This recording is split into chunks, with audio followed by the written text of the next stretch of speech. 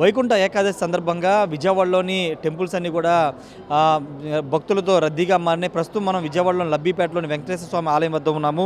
ఉదయం నుంచి కూడా భక్తులు వైకుంఠ ద్వార దర్శనం చేసుకోవడానికి క్యూ లైన్లో బారులు తీరినటువంటి పరిస్థితి. విజయవాడ లబ్బిపేట వెంకటేశ్వర స్వామి ఆలయానికి ఎంతో చరిత్ర ఉంది.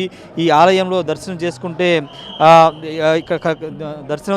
వెంకటేశ్వర స్వామి అనుగ్రహం లభిస్తుందని ఒక ప్రగాఢ విశ్వాసం భక్తుల్లో అయితే ఉంది. వైకుంఠ ఏకాదశి రోజు ఇక్కడ ఉత్తర ద్వార దర్శనం చేసుకోవడం ద్వారా కోరిన కోరికలు నెరవేరుతాయని భక్తుల నమ్మకం.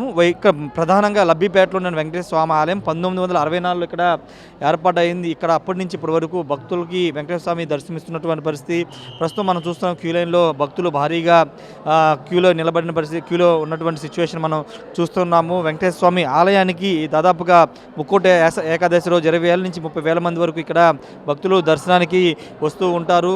ప్రతి సంవత్సరం కూడా ఇక్కడ వైకుంఠ ఏకాదశి రోజు భక్తుల రద్దీ కూడా ఎక్కువగా ఉంటుంది. కొంతమంది భక్తులు ఉన్న వాళ్ళతో మాట్లాడదాం. ఏర్పాట్లు ఎలా ఉన్నాయో ఏమండి, ఎలా ఉన్నాయి ఏర్పాట్లు, ఎలా ఉన్నాయి?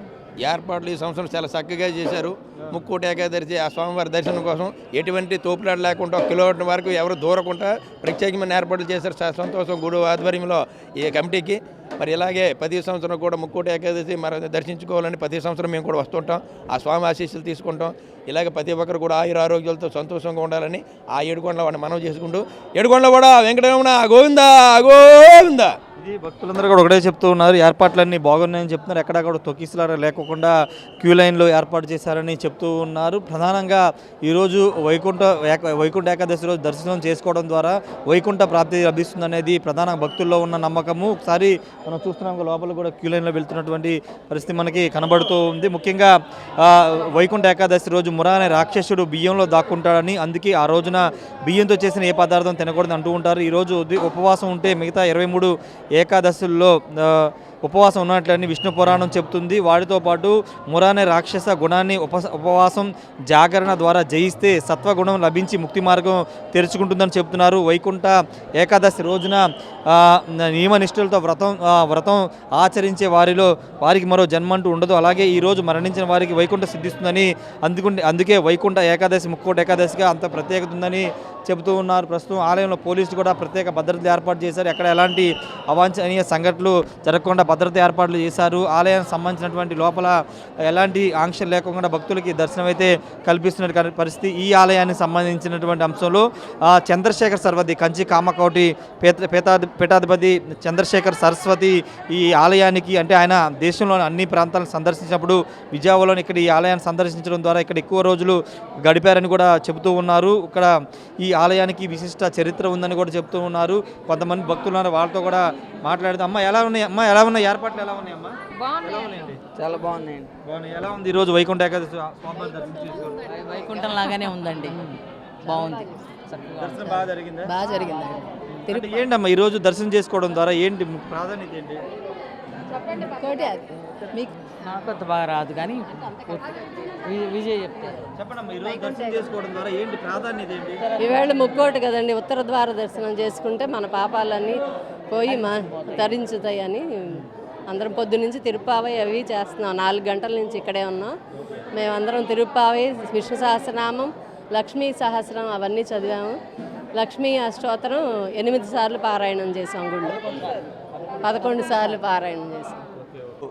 వైకుంఠ ఏకాదశి పర్వదినం సందర్భముగా లబ్బిపేటలో వేయించేసి ఉన్న శ్రీ వెంకటేశ్వర స్వామి వారి దేవాలయానికి భక్తులు ఉదయం 3 గంటల దగ్గర నుంచి వస్తున్నారు.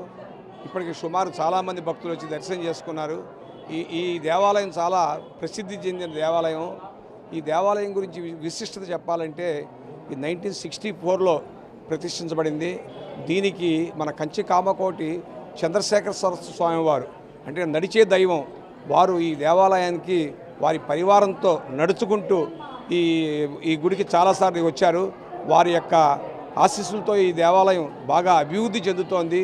ఈ దేవాలయంలో ఒక వెంకటేశ్వర స్వామి వారు కాకుండా సుబ్రహ్మణ్య స్వామి వారు, వల్లి దేవసేనా స్వామి సుబ్రహ్మణ్య స్వామి గారు కూడా వేయించేసి ఉన్నారు. ఈ దేవాలయంలో ఈ విధంగా భక్తులు వైకుంఠ ఏకాదశి సందర్భంగా కనీసం ఒక 20,000 మంది దాదాపు ఉదయం 3 ఇంటి దగ్గర నుంచి సాయంత్రం 4 గంటల వరకు ఇదే పద్ధతిలో జరుగుతూ ఉంటుంది.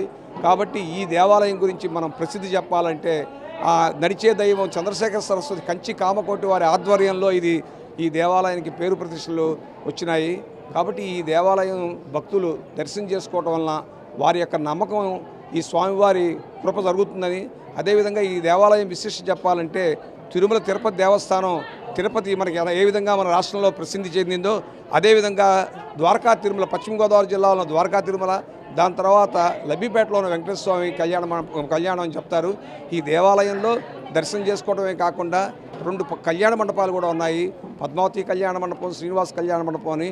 ఇది భక్తులు చాలామంది ఇక్కడ పెళ్లిళ్ళు చేసుకోవటం, అదేవిధంగా ఒడుగులు చేసుకోవటం, తర్వాత పిల్లలకి విద్యాభ్యాసం చేయడం కూడా జరుగుతూ ఉంటుంది. ఈ భక్తులకి ఈ దేవాలయం మీద చాలా నమ్మకం ఉంది.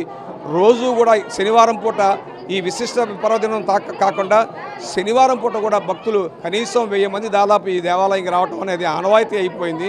కాబట్టి ఈ రోజున ఈ వైకుంఠ ఏకాదశి సందర్భంగా ఈ పర్వదినంగా భక్తులు వేల మంది విచ్చేసి స్వామివారి కృపా కటాక్షాలు తీసుకోవాలని చెప్పి ప్రార్థిస్తున్నాం. భక్తుల తాకిడి కూడా పెరుగుతుంది. దాదాపు 20 నుంచి 30 వేల మంది భక్తులు ఈ టెంపుల్కి వచ్చే అవకాశం అయితే కనబడుతుంది. మనకి ఇక్కడ కనబడుతున్నారు కదా చంద్రశేఖరేంద్ర సరస్వతి స్వామి అని, ఈయనే ఈ టెంపుల్కి ఎక్కువ దర్శించుకోవడం ఇక్కడ ఉండడం కూడా జరిగిందని చెబుతూ ఉన్నారు. 1964లో ఈ దేవాలయాన్ని ప్రారంభించిన అప్పటి నుంచి కూడా భక్తులకి విజయవాడలో ప్రధానంగా భక్తులకి ఇక్కడ స్వామివారు అందుబాటులో ఉన్నారని చెబుతున్న పరిస్థితి. ఏదేమన్నప్పటికీ ముక్కోటి ఏకాదశి రోజు వెంకటేశ్వర స్వామిని దర్శించుకోవడం ఉత్తర ద్వారా దర్శనం కోసం భక్తులు అయితే బారులు తీరినటువంటి పరిస్థితి విజయవాడలో ఉంది. విజయవాడలో చాలా ఆలయాల్లో ఇదే సిచ్యువేషన్ అయితే నెలకొంది. అయితే మొన్న తిరుపతిలో జరిగిన ఘటన నేపథ్యంలో పోలీసులు ప్రత్యేక భద్రత ఏర్పాటు చేశారు. ఎక్కడ ఎలాంటి అవాంఛనీయ సంఘటనలు జరగకోకుండా ముఖ్యంగా క్యూ లైన్ల విషయంలో చాలా జాగ్రత్తలు తీసుకున్నారు. క్యూ లైన్లు ఎక్కువ దూరం పెట్టి భక్తులు ప్రశాంతంగా ఇబ్బంది లేకోకుండా దర్శనం చేసేలాగా ఏర్పాట్లు అయితే చేయడం జరిగింది. కెమెరా పర్సన్ శ్రీనివాస్తో రాజేష్ RTV విజయవాడ నుండి. మరిన్ని వీడియోస్ కోసం ఛానల్ ని సబ్స్క్రైబ్ చేయండి. లేటెస్ట్ అప్డేట్స్ కోసం వాట్సాప్ ఛానల్ ని ఫాలో అవ్వండి. ఆ లింక్ డిస్క్రిప్షన్ లో ఉంది.